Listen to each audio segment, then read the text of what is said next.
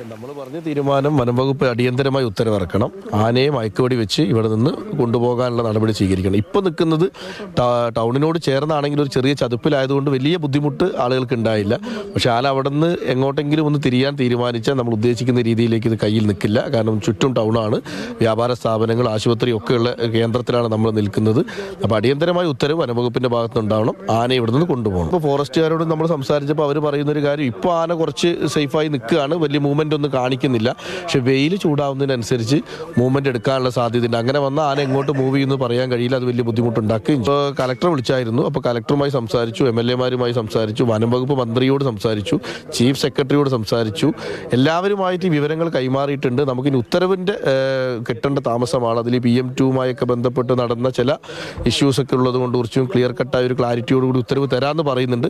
അത് എത്രയും പെട്ടെന്ന് കിട്ടണം എന്നുള്ളതാണ് നമ്മുടെ ആവശ്യം. ഷംസാദ് ജില്ലാ ദുരന്ത നിവാരണ അതോറിറ്റിന്റെ കോ ചെയർമാനും കൂടിയാണല്ലോ. DDMA ആക്ട് അനുസരിച്ച് കലക്ടർക്ക് എന്തെങ്കിലും ഓർഡർ ഇടാൻ പറ്റുമോ? കലക്ടർക്ക് അങ്ങനെ ഉത്തരവിടണമെങ്കിൽ ഇത് മൂവ് ചെയ്തുകൊണ്ടിരിക്കുകയും അറ്റാക്ക് ചെയ്തുകൊണ്ടിരിക്കുകയും ചെയ്യുക എന്ന് പറയുന്ന രണ്ട് കാര്യങ്ങളുണ്ട്. അങ്ങനെയാണ് നമുക്ക് അതിൽ ചെയ്യാൻ പറ്റും. ഇപ്പോൾ ഇതിൽ അറ്റാക്ക് എന്ന് പറയുന്ന ഘട്ടമില്ലാത്തത് കൊണ്ടും ഇത് സേഫായി നിൽക്കുന്നതുകൊണ്ടും എനിക്ക് അറിയില്ല.